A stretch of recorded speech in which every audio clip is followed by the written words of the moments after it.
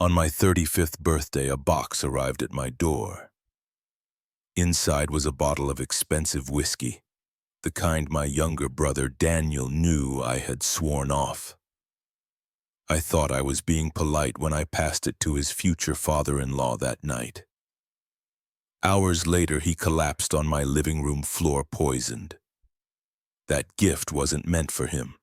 It was meant for me. And I am Alexander, the one who lived to tell this story. I turned 35 that evening, and for once in years I wanted it quiet.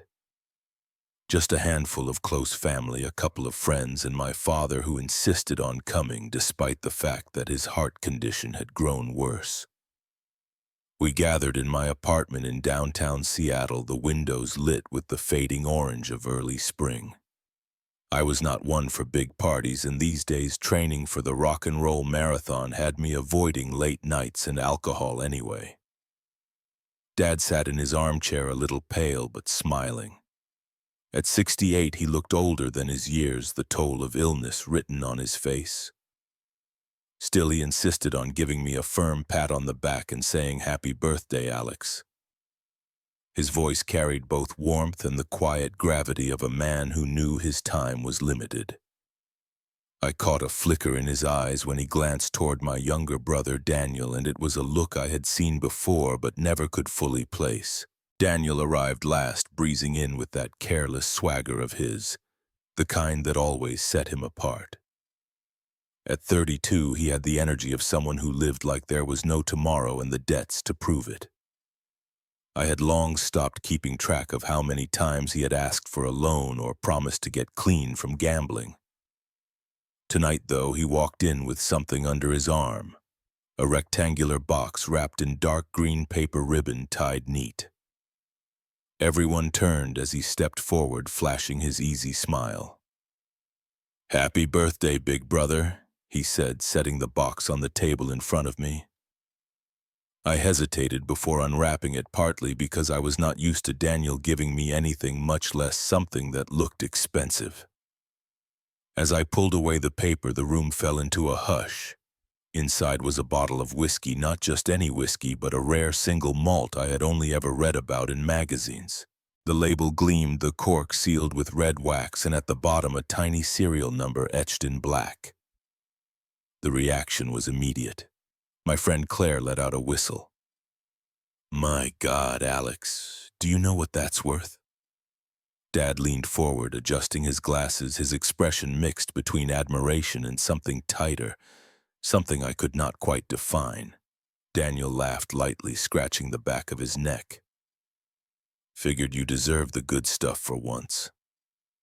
I forced a smile, lifting the bottle so the others could see. I rarely drank, and these days not at all. Blood pressure meds and a strict marathon regimen kept me away from alcohol. The irony of being given such an extravagant whiskey wasn't lost on me. I could feel eyes on me waiting for my reaction, so I nodded and said, "Thank you, Daniel. It means a lot." But inside I was uneasy. Daniel could barely keep gas in his car some weeks. Where had he gotten the money for this? I caught Dad's gaze again. His jaw tightened, and for just a second he looked as though he wanted to say something, but he stayed silent. The rest of the evening moved in that strange rhythm birthdays often have. Laughter, small talk, plates of food passed around, yet I kept glancing at the bottle on the counter. The label read like a promise of sophistication, the kind of thing a collector might store for decades. I wondered if Daniel even knew what he had purchased, or if it was all for show. As the night wore on, Daniel's charm faltered. His smile grew stiff, his hands restless. He cracked jokes, but his laughter came hollow. More than once I noticed him scanning Dad, who seemed to withdraw further into thought. There was tension simmering beneath the surface, and though no words were spoken, I could sense currents moving in the room that had little to do with celebrating me. At one point I excused myself to the kitchen. I set the bottle on the counter and just looked at it. The glass caught the light, the seal pristine. I traced the etched number with my finger and felt a strange chill. It was absurd, I told myself. It was just whiskey, but something about it felt heavy, like it carried more than just liquor inside. Claire wandered in and nudged me. "You're really not going to try it?" I shook my head. "Training meds, you know the drill." She laughed, but then added, half serious, "Maybe let your dad or someone else have the honor. A gift like that deserves to be opened." Her words stayed with me. When I returned to the living room, I found Dad in quiet conversation with Harold Hale, who had arrived with his daughter, Emily, a little earlier. Harold was Emily's father and by extension Daniel's future father-in-law, since Daniel and Emily were engaged. Harold was a man of 66, a former professor with a reputation for being something of a whiskey connoisseur. He held himself with dignity, his gray hair brushed back, his eyes sharp even behind thick glasses. Daniel hovered nearby, restless as ever. His fiancée Emily tried to keep things smooth, chatting with Claire and passing plates. But I could see the strain at the edges of her smile. The bottle still gleamed on the counter. Someone suggested opening it, maybe making a toast. I hesitated, the weight of expectation heavy in the air. I glanced at Harold, who had been eyeing the bottle with genuine interest. I almost laughed at the thought. Me, a man who could not drink, standing with a whiskey worth more than my monthly rent.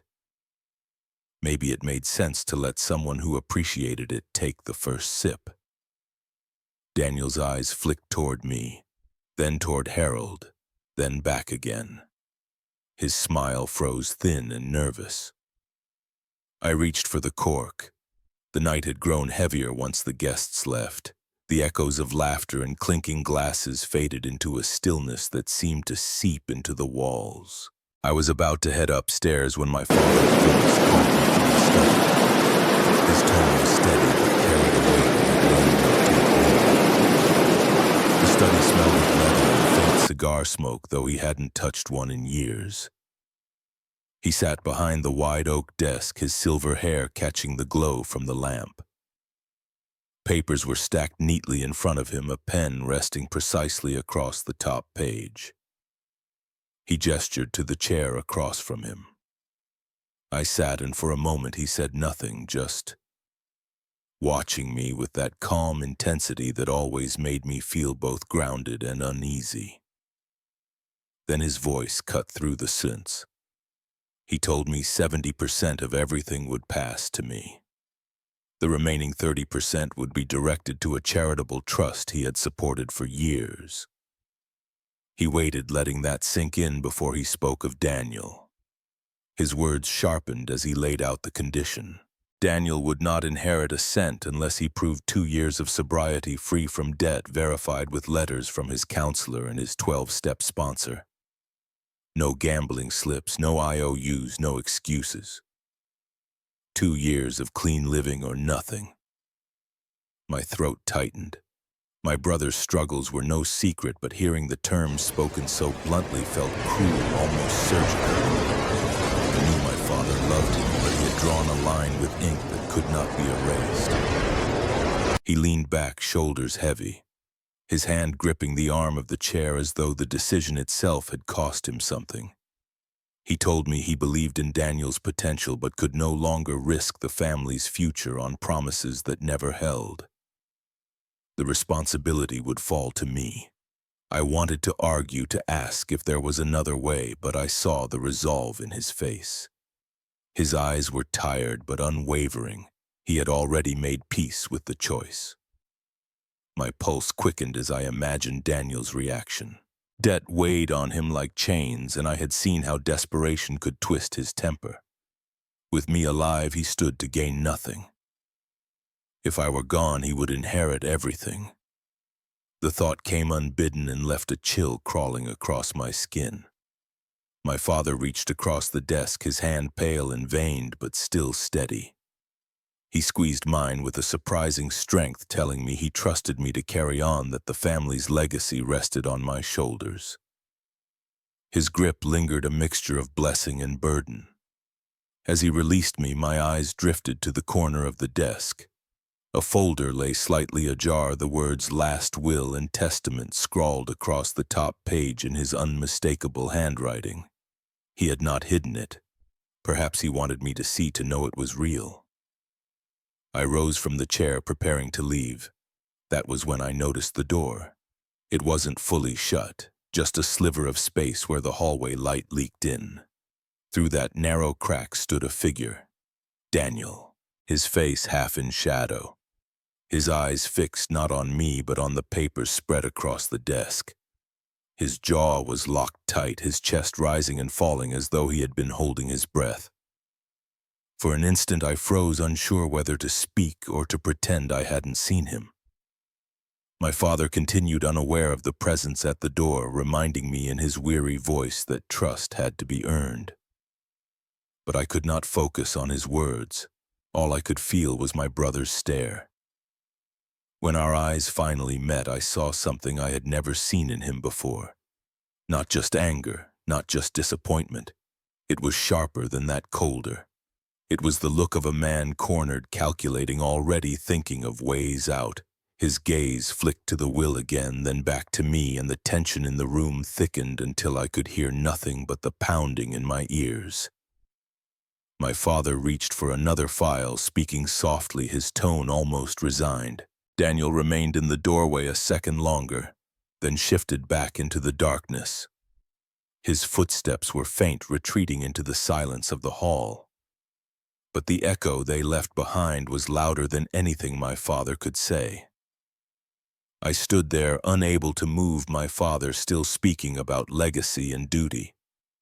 He believed he had secured the family's future, but as the door eased shut and the room settled back into stillness, I felt the weight of something else entirely. A fuse had been lit, and I could already sense the fire creeping closer. The next evening was quieter, a smaller gathering in the living room where the fire glowed against the stone hearth. My father wanted to keep it intimate, so only the Hales joined us. Emily arrived with her father Harold, a tall man in his mid-60s with sharp blue eyes and a voice that carried authority even in casual conversation. Thomas came too, his usual confident stride softened by the warmth of family company. Daniel was already nursing a glass when they stepped in, and I felt a knot form in my chest. Emily greeted me with a smile that felt like sunlight after rain. She had a way of easing the tension in any room. Thomas clapped my shoulder and joked about me hiding away the good whiskey for myself. My father laughed at that, telling him to be patient. I went to the cabinet and drew out the bottle I had chosen, its amber liquid glowing under the light. Mark Johnson, the shop owner, had been proud of its pedigree, showing me the serial records and sealed papers like it was a rare jewel. I carried it carefully to the center of the room, feeling all eyes on me. Daniel raised an eyebrow. He smirked and muttered that it was about time we opened it. His tone was casual, but I sensed the edge beneath it. I told them I would not be drinking. I had been avoiding alcohol for months now, and though Daniel scoffed, I stood firm. Instead, I turned to Harold. His reputation as a whiskey enthusiast was well known, and he looked at the bottle with a childlike curiosity. I asked him if he would do the honor of tasting it for us. His eyes lit up, and he accepted with a gracious nod. The cork gave a soft pop as I worked it free, and the rich scent filled the air. I poured a measure into Harold's glass. He lifted it, swirling gently, his nose just above the rim. He inhaled, nodded appreciatively, and then took a sip. For a moment his face brightened. He praised the flavor, said it was unlike anything he had tasted in years. Emily laughed, pleased at her father's delight, and my father beamed clearly, enjoying the moment. Even Thomas leaned forward, curious, asking Harold what notes he picked up. Harold swirled the glass again and took another sip. Then something shifted. At first it was subtle. His brow furrowed as if the taste had suddenly soured. He pressed a hand against his temple. The conversation lulled as his breathing grew uneven. Emily was the first to notice. She touched his arm, her voice urgent, asking if he was all right. Harold tried to answer, but his words slurred. He set the glass down with a clumsy motion, nearly tipping it, and then gripped the edge of the table to steady himself. My stomach dropped. His face had gone pale, his lips tinged with a grayish hue. He gasped for air, his chest heaving, and I felt the room explode into panic. Emily shouted for help. Thomas leapt from his chair, steadying their father as he sagged forward. My father barked for someone to call 911. I was already pulling my phone from my pocket, my fingers trembling as I dialed. The minutes stretched like hours as we waited for the paramedics. Harold's breaths came in shallow bursts. His eyes rolled back, then fluttered open again as if he was fighting to stay conscious. Emily clutched his hand, tears streaming down her face. Thomas kept speaking to him firmly, urging him to hold on. The sirens grew louder until the paramedics burst through the door. They moved with swift precision, lifting Harold onto a stretcher, checking vitals, starting oxygen. One of them asked what he had consumed, and I held up the bottle with shaking hands. He wrote something down, his expression tight. They loaded Harold quickly, guiding Emily and Thomas to follow in the ambulance. I caught Thomas's look before he left. It was sharp, demanding answers, but there was no time. The house fell into a stunned silence after the doors closed. The glass Harold had used still sat on the table, the amber liquid inside, catching the lamplight like a cruel reminder.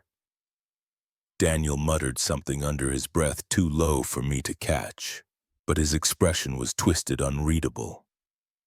My father sank into a chair, his hand pressed to his mouth, staring at the floor as if the weight of the world had just collapsed onto him. I felt my chest constrict, my pulse drumming against my ears. What had happened to Harold was no accident. Deep inside, I already knew that. Not long after, my phone buzzed with a call from the hospital. The voice on the other end was clipped and urgent. Harold was being stabilized, but the doctors suspected poisoning. The emergency team had already notified the police. I stood frozen with the phone pressed to my ear, the room spinning around me. The bottle still sat on the table, innocent and damning all at once, and the sound of Emily's voice crying out for her father replayed in my head like a wound that would not close. The fire in the hearth crackled softly, indifferent to the chaos it illuminated. I felt the fuse burning faster now, the spark racing towards something none of us were prepared to face. The hospital lights were blinding, their sterile glare reflecting off the polished tile as we rushed Harold through the sliding doors. Emily clung to her father's hand, her voice breaking as she pleaded with him to hold on. Thomas barked updates to the triage nurse, his tone clipped and urgent. I trailed behind them, my chest hollow, the bottle still echoing in my mind like a loaded gun left on the table. Doctors swarmed around Harold as they wheeled him into the ER. The air smelled of antiseptic and adrenaline. Emily tried to follow, but a nurse held her back, assuring her they would do everything possible. She collapsed into a chair, her hands shaking violently. Thomas hovered near her, jaw tight, eyes darting between the swinging doors and his sister. Minutes later, a physician in green scrubs emerged. He asked who was family, and Emily nearly leapt to her feet. His voice was calm, but the words cut like glass. Harold was showing signs of acute poisoning. His breathing was compromised, and his blood work suggested exposure to a toxic substance. They were starting him on fomepizole immediately. Emily's scream pierced the corridor.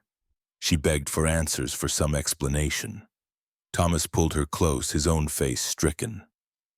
I felt my knees weaken. Poisoning. The words slammed against the inside of my skull. That bottle. My bottle. Daniel appeared at my side, his face carefully arranged in concern. He placed a hand on Emily's shoulder, murmuring empty reassurances. To anyone else, he might have looked like a dutiful fiancé, but I saw the flicker in his eyes, the same restless twitch I had grown to recognize whenever money or consequence loomed over him. The doctor explained they were contacting poison control and running full panels.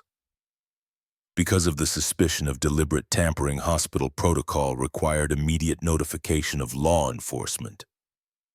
My stomach tightened as he spoke the word. Within minutes, 2 uniformed officers arrived, followed by a woman in a dark suit with a badge clipped to her belt. Detective Sarah Miller introduced herself with quiet authority.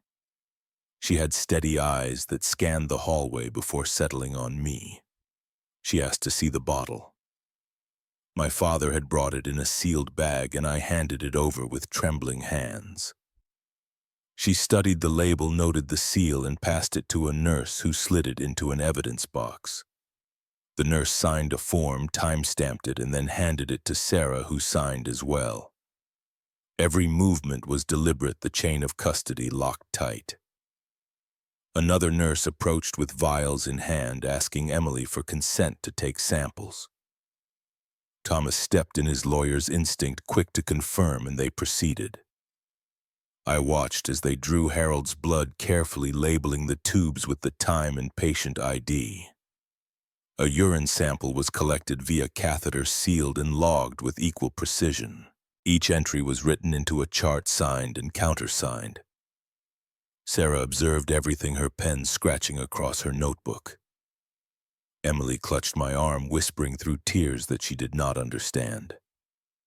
I wanted to tell her it had to be a mistake, that maybe the whiskey had spoiled or been stored wrong, but the words caught in my throat. I knew where I had bought it, who had vouched for it, the records that proved its legitimacy. This was no accident. Daniel spoke up suddenly, his voice loud enough for the officers to hear. He insisted Harold must have had a reaction to something else, maybe his medication, maybe his heart. His face was a mask of righteous concern, but the pitch of his voice was off, almost rehearsed.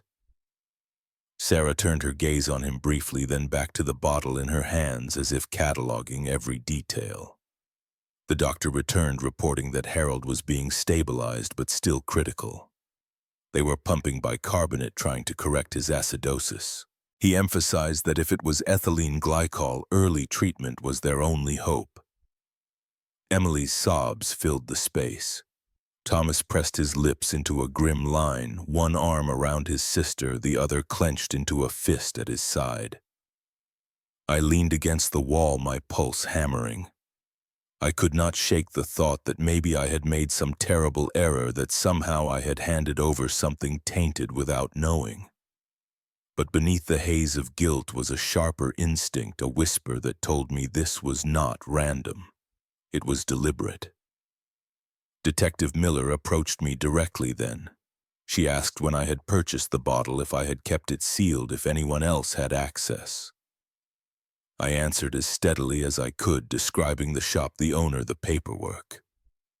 She jotted everything down. Her expression revealed nothing, but her eyes seemed to measure me, weighing my words. Daniel stepped closer, too close, and began speaking over me, reminding Sarah that Harold had a history of heart problems, that no one should jump to conclusions. His insistence sounded less like concern and more like desperation. Sarah simply nodded, then asked him for his whereabouts earlier that day. He stumbled just slightly before answering that he had been running errands. Thomas's eyes snapped toward him, sharp and unblinking. The doctor reappeared and called Emily over. She rushed to his side, clinging to every update. I stayed back, the world spinning around me. The chain of custody forms the sealed vials, the bottle locked in an evidence bag, all of it stacked like bricks around me. I pressed my palms to my face, fighting the flood of doubt. I could feel Daniel's gaze on me, hot and unrelenting, as if daring me to say what I was thinking. My father sat heavily in a chair nearby, his shoulders hunched slant. When Emily returned, her eyes were red, but her voice steadier. Harold was alive, still critical, but the doctors were fighting. She clung to Thomas, who promised they would find out what had happened. His eyes flicked to me, then searching as if he suspected I already knew more than I was saying. The hallway felt colder, the air heavier. The detective stepped out to make a call, the officers following behind. The sound of the door swinging shut echoed like a verdict. I stared at the sealed evidence box resting on the counter, its plain label holding the weight of everything that had just unraveled. I had brought that bottle into our home. I had poured that glass. And though part of me wanted to believe it was all a tragic mistake, a deeper part of me already knew we had just crossed a line we could never return from. The night dragged into morning under the relentless hum of hospital machines. Harold was alive, but the doctors warned us he was not safe yet. His breathing had steadied with the antidote, but the toxins were still clawing at his system. Emily refused to leave her hand wrapped around his limp one as if her grip alone could anchor him to the earth. Thomas stood near the window, arms crossed, silent and watchful. Daniel sat hunched in a corner chair, his face buried in his hands. But I could see his eyes darting whenever someone spoke, like a man listening for footsteps on a stairwell. Detective Sarah Miller returned just before dawn. She carried a clipboard and the kind of stillness that made everyone else restless. She asked to speak with me, and we stepped into a smaller consultation room. The sterile walls pressed in on me as she began her questions. Where had I purchased the whiskey? Was it sealed when I brought it home? Who had access to it before Harold took that first sip? I answered as honestly as I could. I told her about Mark Johnson's shop on Main Street, about the paperwork and the pristine seal.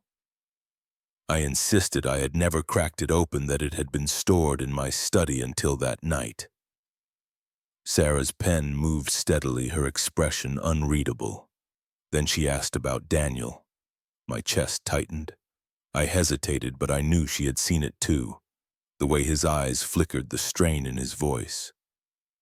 I recounted what I remembered, the tension over the estate, Robert's words about the will, the condition that Daniel remain sober for 2 full years, documented and verified before he could inherit. Sarah looked up, then her gaze sharp. She asked if Daniel knew those terms. I nodded. He had overheard or maybe seen the notes himself. I remembered the door left ajar, the shadow in the hallway, the way his face had hardened afterward. She scribbled something quickly and then leaned back. Her voice was even, but it carried weight. The initial screen of the whiskey showed compounds that did not belong there. It was not a conclusive identification, but enough for suspicion. The sample had been sealed and would be sent to the state lab for toxicology analysis. Only then would they know exactly what it contained. The words hit me like a hammer. Compounds that did not belong. Not an accident. Not a spoiled bottle. Someone had tampered with it. I sat in silence as Sarah stood, thanked me for my cooperation, and left the room. I felt hollow, my mind replaying every detail of the past weeks. Robert's private talk about the will. Daniel's debts that never seemed to vanish. Emily's blind faith in him. My own role in handing Harold that glass. When I stepped back into the hallway, Emily was pacing, her face streaked with tears. She rushed to me asking what Sarah had said. I told her only that they were still investigating, that more tests were needed. I could not bring myself to voice the word poisoning to her yet. Her grip on my arm trembled. She whispered that Harold had opened his eyes for a moment and tried to speak. She was convinced he would fight through it. Daniel appeared then, offering her a cup of water, his voice soft, his hand on her back. She leaned into him, desperate for comfort. I watched his eyes over her shoulder. Watched the flicker of something colder beneath the concern. Thomas caught my gaze from across the room. He had heard enough from the detective already. I could see it in the way his jaw tightened. He approached quietly, standing close so only I could hear. He asked if I believed Daniel had any part in this. The question struck like a match in a dry forest. I wanted to shout yes to lay it all bare, but instead I said only that something was wrong and we would know soon enough. The hours blurred into a haze of waiting. Nurses moved in and out. Monitors beeped, coffee cups emptied and refilled. The clock on the wall ticked toward noon. At exactly 11:47, Sarah returned with two uniformed officers. She spoke in her clipped, precise way. The bottle had been logged, the samples collected, all documented down to the minute. She confirmed what she had told me earlier: foreign compounds were present and the state lab would run full toxicology. Until then, Harold remained in critical watch. Emily gasped, covering her mouth. Thomas steadied her. Daniel rose abruptly from his chair, his voice too quick, insisting again it must have been an accident, a bad reaction. His words tumbled over one another, spilling into the space like a defense rehearsed in advance. Sarah did not challenge him. She only wrote something in her notebook, her eyes on him longer than before. The weight in the room thickened. Robert had arrived by then, his face pale and aged beyond his years. He sat beside Emily, taking her hand, but his eyes shifted often to Daniel. My father's silence carried more judgment than words ever could. I stood near the door, my hands clenched so tight my knuckles whitened. In my mind I saw Daniel at 17, reckless and laughing, and at 30, broke and desperate. I saw the shadow in the hall the night my father laid out the will. I saw the glass in Harold's hand, the way his eyes had closed as the poison took hold. I knew then that this was only the beginning. Whatever truth the lab uncovered, it would rip through our family like a storm. Sarah closed her notebook, thanked us all, and said she would be in touch as soon as results came back. She left with the officers, the sound of her shoes fading down the corridor. The silence she left behind was unbearable. Emily clung to Daniel. Thomas glared at him. Robert sat hollow, and I stood rooted to the floor, my mind screaming with the certainty I could no longer ignore. Something inside that bottle had been altered, and someone among us had wanted it that way. A report from the state lab arrived late the following afternoon, and Detective Sarah called me into a quiet corner of the waiting room to go over it. Her expression was flat, but her tone carried weight. The whiskey contained a concentrated dose of a strong sedative, far beyond anything that could be accidental. Harold had swallowed enough to drop a grown man within minutes. I felt my chest tighten as she read the findings, the clinical language carrying a deadly certainty. Emily sat across the room holding her father's hand, still pale but grateful he was stable. Daniel stood nearby, his jaw tight, his eyes flicking between me and Sarah as if waiting for scraps of information. I knew better than to repeat anything in front of him, so I kept my mouth shut. Later that evening, Sarah called me again, this time with more than just lab results. Her team had pulled the point-of-sale logs from a specialty bottle shop in Bellevue. The whiskey had been purchased there 3 weeks earlier, charged to Daniel's credit card at precisely 5:42 p.m. on a Thursday. The timestamp was exact down to the second, and there was no denying whose name was on the transaction. My blood went cold. Sarah's team had also pulled security footage from the shop. She showed me still images, first grainy yet clear enough to betray posture and gait. The man on the tape matched Daniel's build and movements, his profile visible as he leaned over the counter to pay. Even if the face wasn't crystal clear, anyone who knew him would have recognized that stance. The clerk, Mark Johnson, confirmed he sold the bottle to a man who presented Daniel's card and signed his name. When Sarah asked if I wanted to see the full footage, I shook my head. The stills were damning enough. I wanted to remember my brother as he was before all this, not frozen in a crime he might have committed. The evidence did not stop there. The next morning, Sarah knocked on my door with her notepad in hand. A neighbor from across the street had come forward. 2 nights earlier at around 11:20 p.m., she saw Daniel near my trash bins. He was hunched low, rifling through a bag before tossing something back in and walking away quickly when he noticed her lights flick on. She assumed at the time it was odd but harmless until she saw the police cars outside my house the following night. The image of Daniel lurking in the dark outside my home made my stomach churn. What had he been searching for? What had he been trying to erase? Sarah's questions pressed into me like needles. Had Daniel mentioned the bottle? Did I know if he had been struggling more with debt? Did I notice tension between him and Robert recently? I answered as truthfully as I could, but with every word it felt as if I was tightening the noose around my own brother's neck. Emily confronted me later that day in the hospital cafeteria.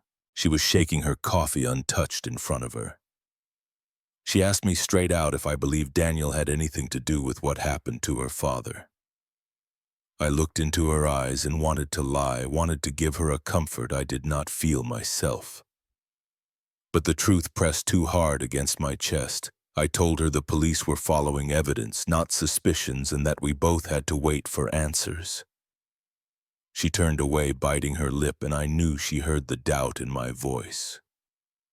That night I lay awake, staring at the ceiling, replaying everything.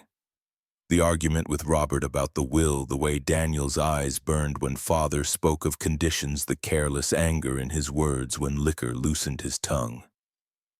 All of it wrapped together into a picture I wished I could ignore. But now there was a timestamp, a purchase record, a video, and a neighbor's testimony. It was no longer just suspicion. The weight of it sat on me like a stone.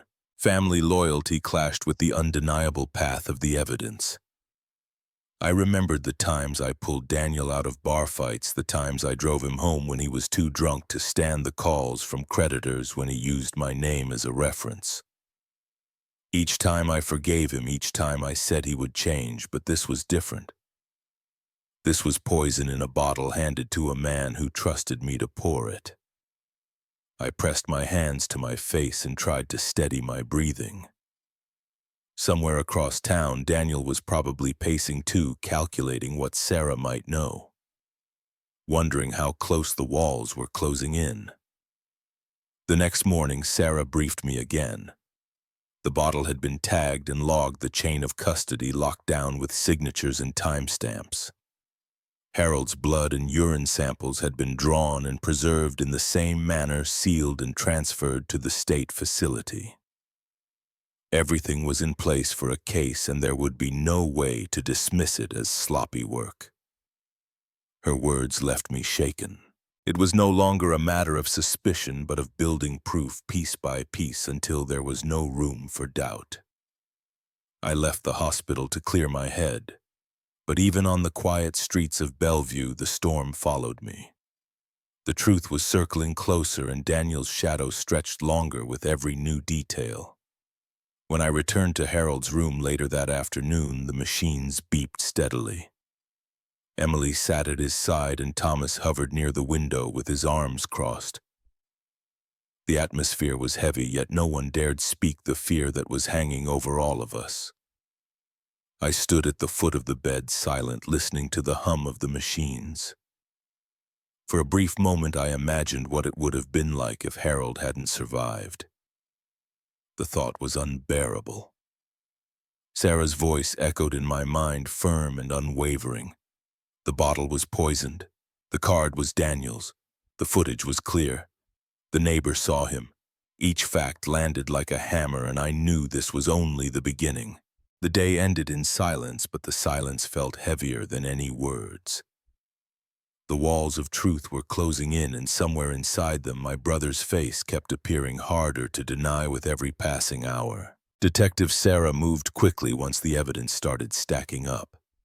The following morning, she drove out to Bellevue to the bottle shop tucked between a coffee roaster and an antique store on Main Street. She called me afterward, her voice steady, carrying the weight of confirmation. Mark Johnson, the shop's owner, had not only remembered the sea but had kept meticulous records. He pulled out the original receipt, the numbers printed clear, and pointed to the serial on the whiskey bottle. It matched the exact bottle Harold had opened in our dining room. Mark told Sarah he remembered Daniel well. He said Daniel came in looking rushed, restless, shifting from foot to foot while waiting at the counter. He paid with a credit card, the name Daniel Prescott stamped across the front. He signed the slip without hesitation, grabbed the bag, and left almost before the ink was dry. There was no doubt in Mark's mind who had been standing there that afternoon. When Sarah relayed this to me, I felt the floor tilt under my feet. Each detail was another nail sharp and unavoidable. The receipt, the serial number, the memory of Daniel's impatience. Later that day, she brought me a copy of the toxicology report from the state lab. The analysis confirmed what the hospital doctors had suspected. The whiskey contained ethylene glycol, a substance used in antifreeze, colorless and sweet, lethal when swallowed. The levels were high enough to cause renal failure and death if not treated promptly. Harold had been saved only by chance by Emily's insistence that something was wrong, and the speed of the ER team starting fomepizole before the lab even called back.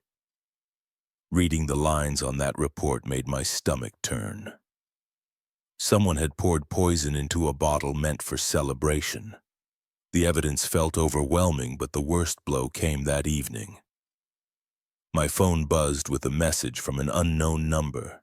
No greeting, no signature, just a line of text. "You won't be a problem much longer." I stared at it, my heart pounding. The words glowed on the screen, menacing in their simplicity. For a moment I thought about deleting it, pretending I had never seen it.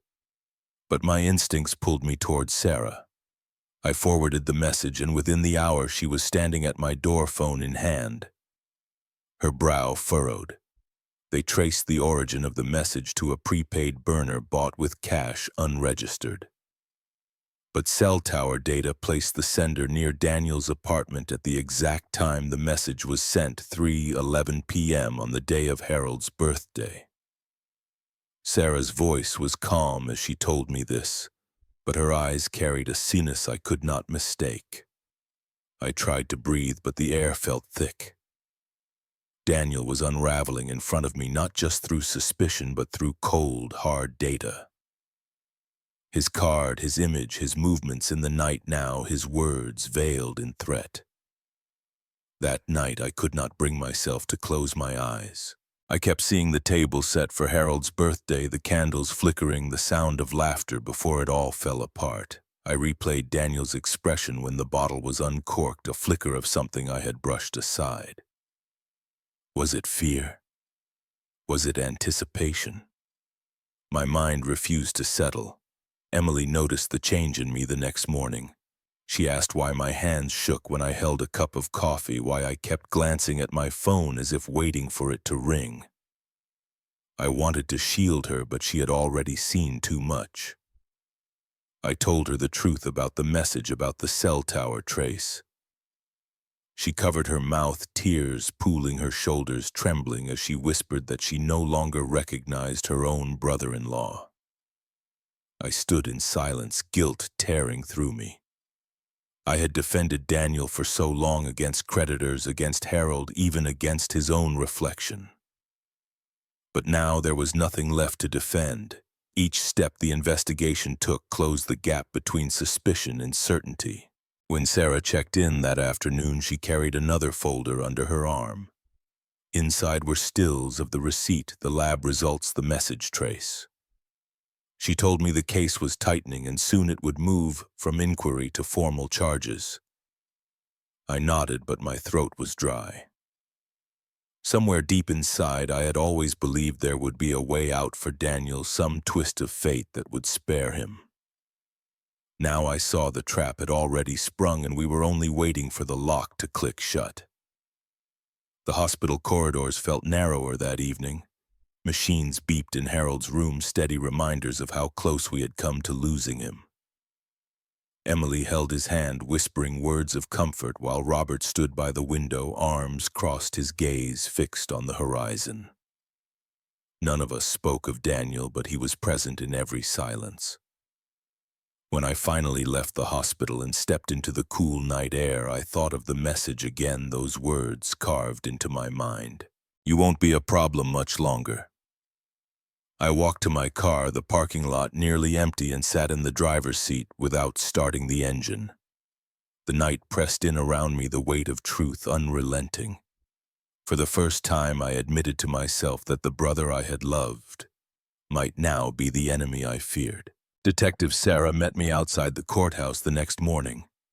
Her eyes carried the certainty of someone who had spent the night lining up the last pieces.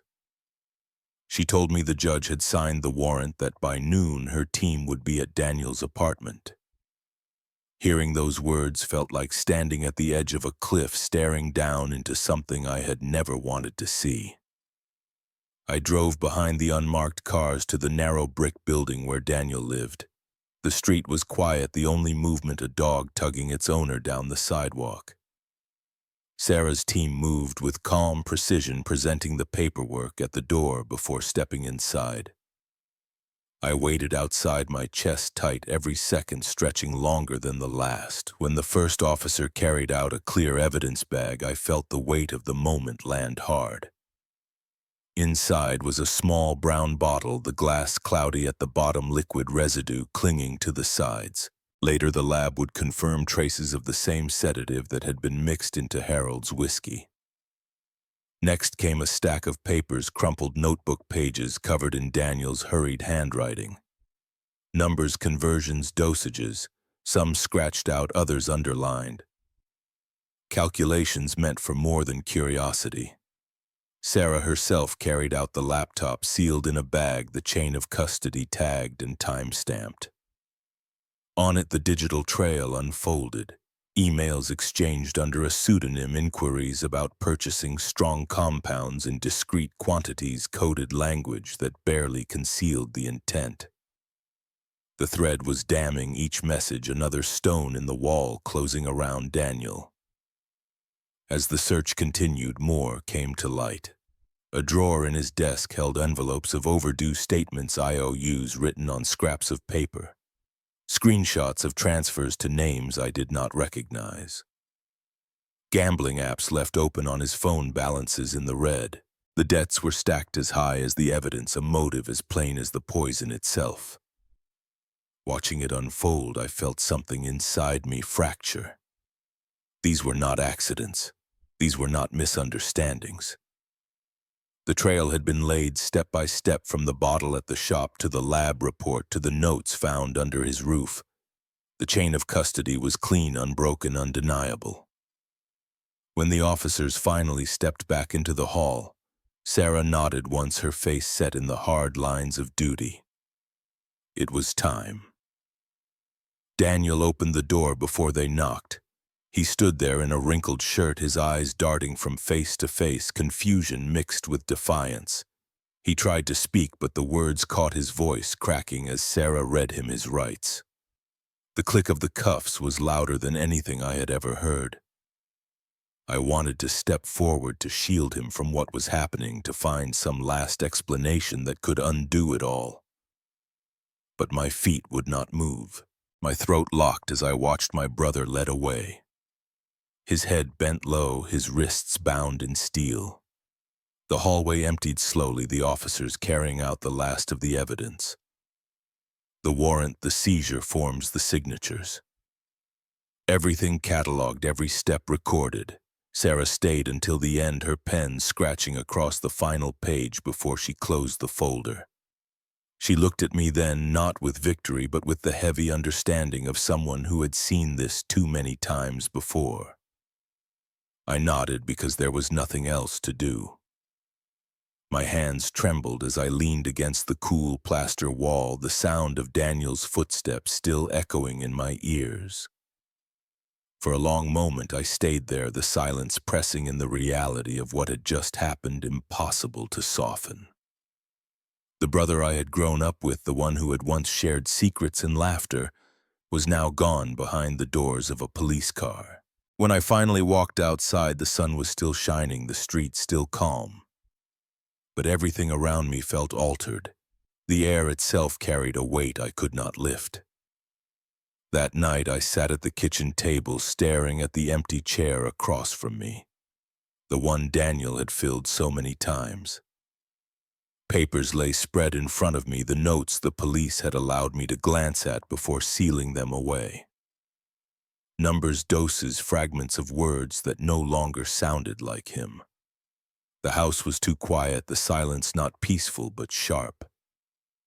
Somewhere in the distance a siren wailed, and I wondered if Daniel could hear it too if he sat in a holding cell. With that sound drifting through the bars, I closed my eyes, but the image of him standing in the doorway would not leave me. His face pale, his mouth opening as if to explain, his hands lifted before the cuffs snapped shut. It was over, or at least the beginning of the end, and still in the pit of my stomach a question twisted tighter than ever. How far back had this begun, and why had I not seen it sooner? The courthouse smelled faintly of old wood and paper when I walked in. My heart racing like it had the night Herald collapsed. The district attorney stood at the front of the small room, his voice carrying a steady authority that made every word cut sharp.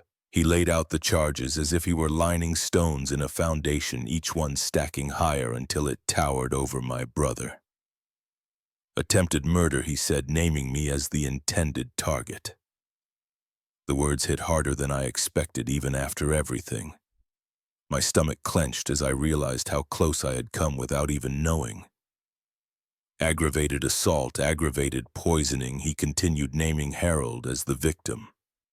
My uncle's life had been pushed to the edge not by fate but by Daniel's decisions. The prosecutor's tone left no room for misunderstanding. He explained the doctrine of transferred intent, a legal term that sounded almost clinical. Daniel may have wanted to harm me, but when Harold drank from that bottle, the intent carried over the law, following the damage wherever it fell. It was cold logic, but it was airtight. Daniel sat in the defendant's chair wearing the same wrinkled shirt I had last seen him in, his wrists free now, but resting heavy on the table. His eyes darted between the prosecutor and his attorney. His face pale, his jaw tight. For a brief second he looked my way, and there was no defiance in his stare, only something that looked like exhaustion mixed with shame. The judge, a tall man with silver hair and a voice that filled the chamber, listened without interruption. When the charges were read in full, he asked if there were arguments regarding bail. Daniel's attorney rose quickly, arguing that my brother had deep ties to the community, that he would not flee, that he should be given a chance to await trial at home. The prosecutor shook his head. He laid out the evidence like stones again. The poisoned whiskey, the bottle traced by serial number, the notes and the emails, the gambling debts, the threatening messages sent from a burner phone. He said Daniel was a danger to others, that releasing him would risk further harm. He spoke of the anonymous text I had received, the one that read, "You will soon no longer be a problem." He read the words aloud, his voice steady, his eyes never leaving the judge. The room grew still, the message hanging in the air like smoke. Daniel shifted in his seat, his face flushed now, his lips pressed tight. His attorney whispered something to him, but Daniel's hands trembled where they rested on the table. The prosecutor continued.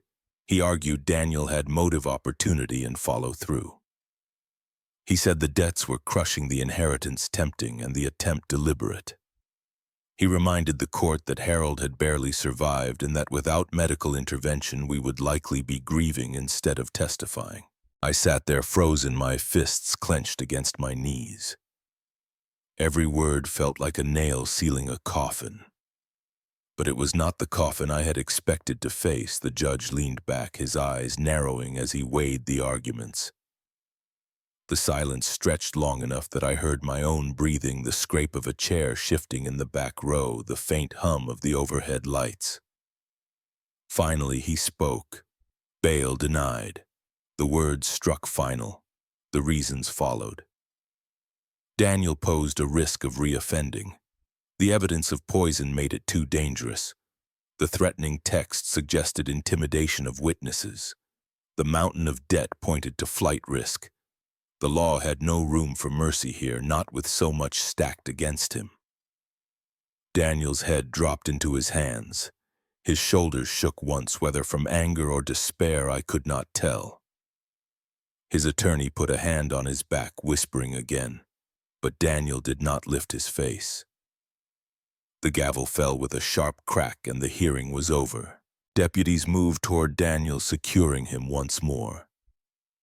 I could not breathe, watching it, my throat too tight, my chest heavy. He glanced at me one last time as they led him away. His eyes were wet, his mouth opened as if he wanted to speak, but nothing came out before the door closed behind him. I remained seated long after the room emptied, staring at the polished floor, listening to the echoes fade. Emily touched my arm gently, her face drawn, her voice soft. "We have to stay strong," she whispered, but her hand shook as much as mine. When we finally stepped outside, the sky was gray and low, the air damp with the hint of rain. I looked at the courthouse steps and thought about how quickly everything had shifted.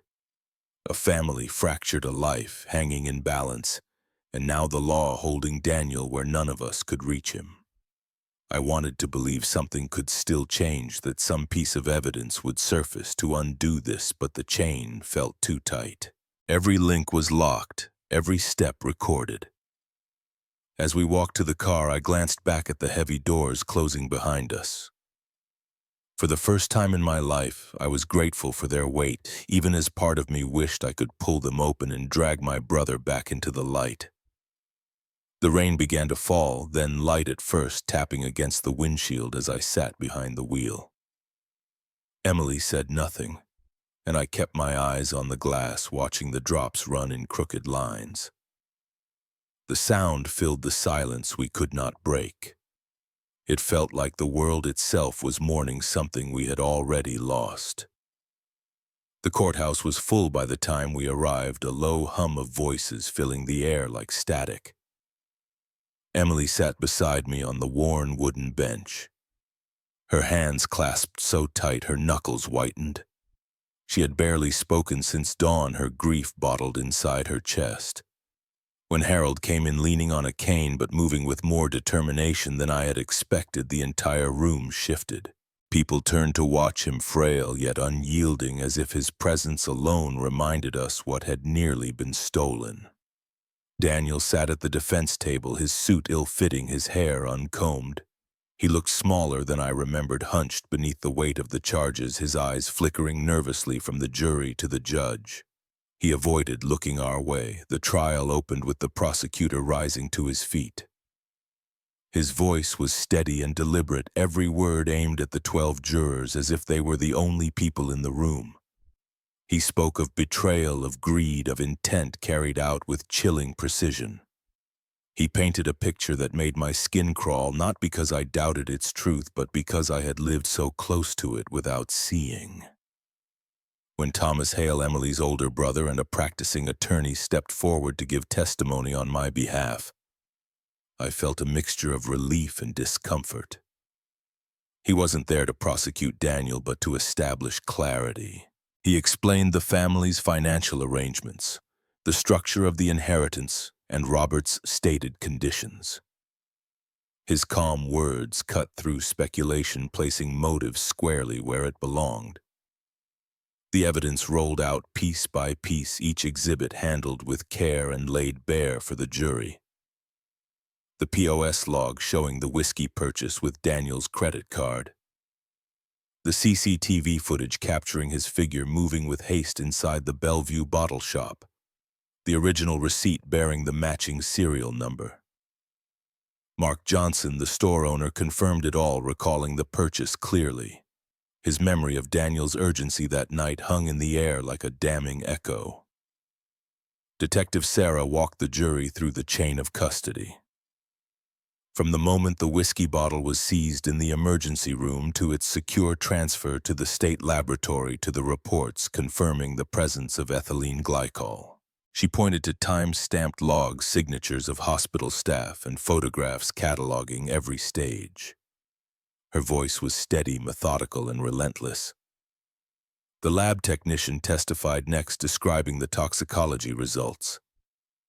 He explained the deadly properties of ethylene glycol, the antifreeze component that had nearly destroyed Harold's kidneys, and the prompt administration of fomepizole that had saved his life. Listening, I felt both horror and gratitude, knowing how close the margin had been. The threatening text was read aloud, the one that told me I would soon no longer be a problem. The prosecutor connected the dots, tracing the burner phone through nearby towers to Daniel's device. The implication was heavy, undeniable, and the jury's faces showed it. Throughout it all, Daniel's attorney did his best, objecting when he could, arguing that circumstantial links had been stretched too far. But the net was too wide and too carefully woven, every strand held. When Harold took the stand, I felt my chest tighten. He spoke softly, his voice roughened by the strain on his body, but his words were firm. He described the night of his collapse, the sudden dizziness, the searing pain, the darkness that followed. He looked at Daniel when he spoke of waking in the hospital, and for a moment I thought Daniel might break. But my brother sat motionless, his jaw locked, his face a mask. Emily's testimony came after her voice breaking as she recounted the fear in the emergency room, the hours spent not knowing if Harold would live, and the text that made her blood run cold. She didn't look at Daniel at all, her eyes fixed on the jury as if she could not bear to see the man who had once been her brother-in-law. By the time the closing arguments came, the room was heavy with inevitability. The prosecutor's words were measured but powerful. He spoke of trust betrayed, of family weaponized, of a plan designed not in anger but in calculation. He asked the jury to deliver justice not just for Harold, but for the family nearly destroyed. The defense tried to raise doubt, pointing to stress, financial ruin, and Daniel's history of addiction as explanations for reckless behavior, not intent. But the evidence stood taller than sympathy, and the jurors did not look moved. When the jury filed out, the silence was suffocating. We waited in that silence for what felt like hours, though the clock said less than one. My hands trembled against my knees, my throat dry, my mind replaying every memory of Daniel from our childhood. I remembered him laughing in the backyard, chasing fireflies, sharing secrets under blankets during summer storms. The same boy who now sat accused of trying to kill me. The jury returned. The foreman stood, his voice clear, his words final. Guilty on all counts.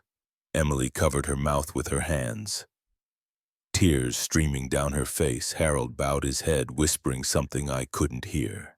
Robert sat stiffly, his face pale, and lined his eyes fixed on the table as if he could not look at his son. The judge read the verdict aloud, then dismissed the jury. Daniel sat still, his face blank, his shoulders sagging as deputies stepped closer. He didn't resist, he didn't look at me. He just lowered his head, and in that moment he seemed like a man already gone. Afterward, Robert met with an independent attorney, Thomas, at his side to finalize a new will. His hand shook as he signed the papers, but his voice was steady when he explained his decision. Everything would pass to me, the son who remained, with a provision set aside to ensure Harold's recovery and support. There was no malice in his tone, only the heavy resignation of a father sealing the door on a future he never wanted to imagine. I watched the pen lift from the page, and I realized there was no going back. The family I once knew had already been carved apart, and now the law had written its final mark. The courthouse emptied slowly as the sky outside dimmed toward evening. The weight of the verdict lingered heavy and unshakable, as if the very air carried it on. We stood in the corridor silent, none of us able to speak what was in our hearts.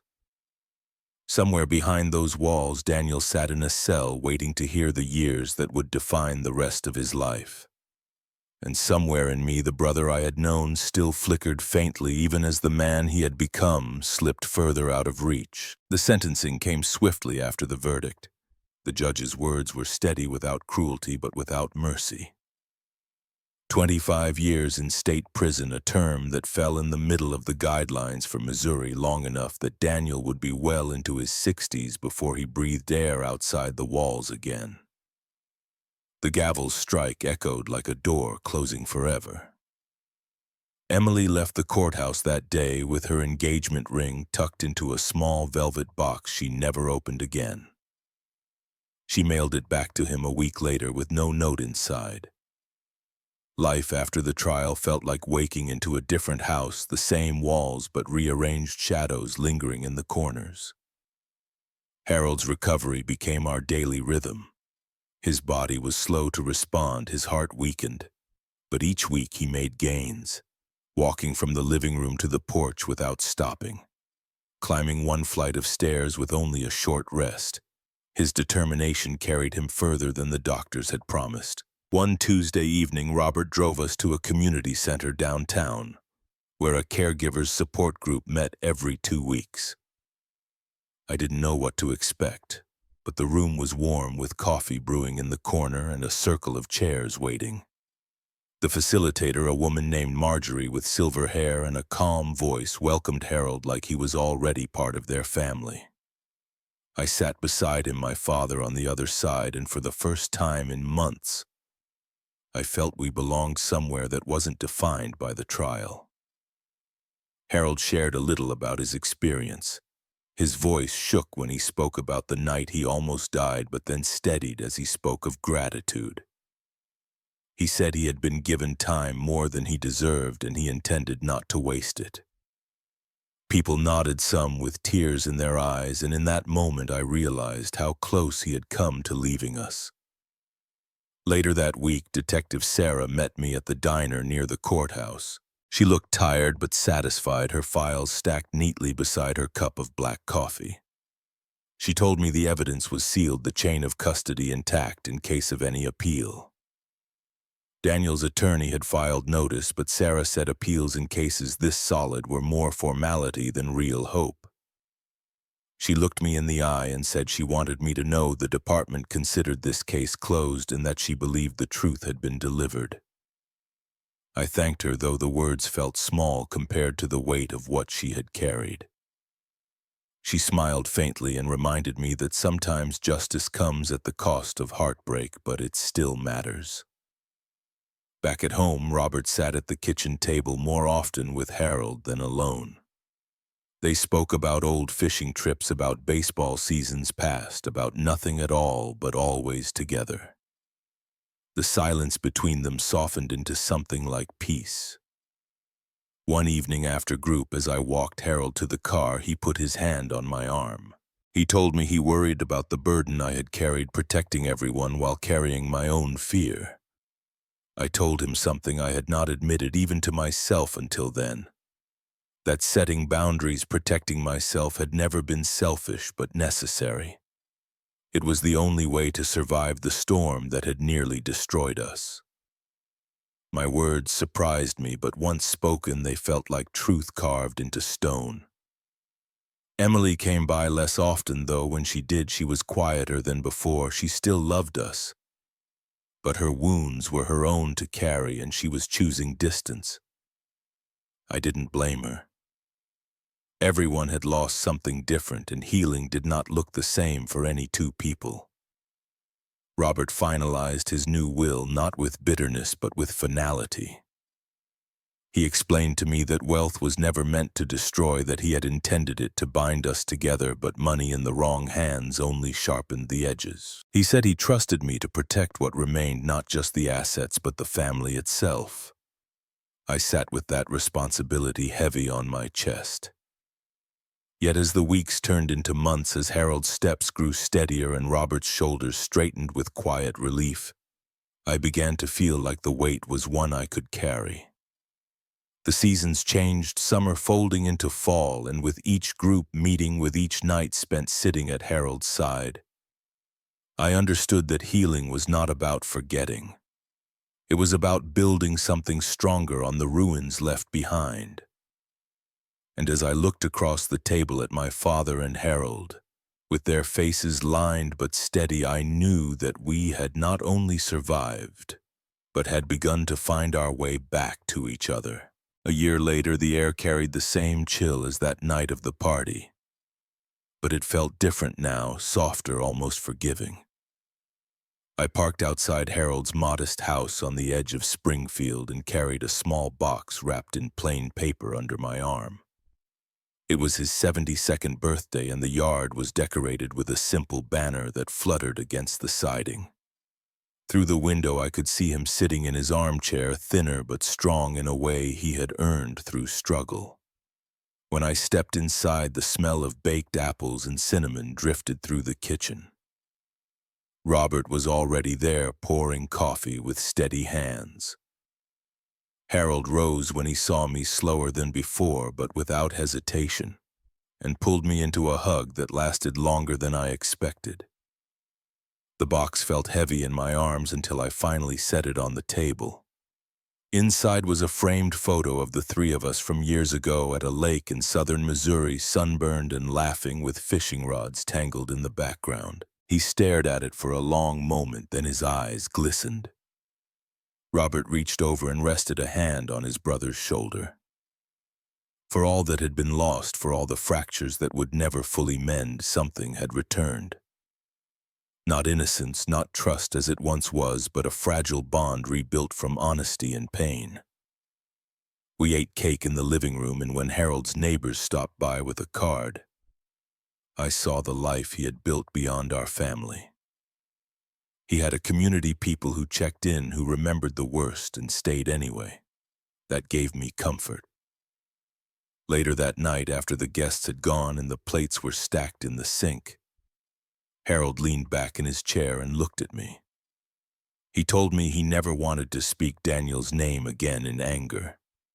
He said prison was punishment enough, but he would not let bitterness steal the years he had left.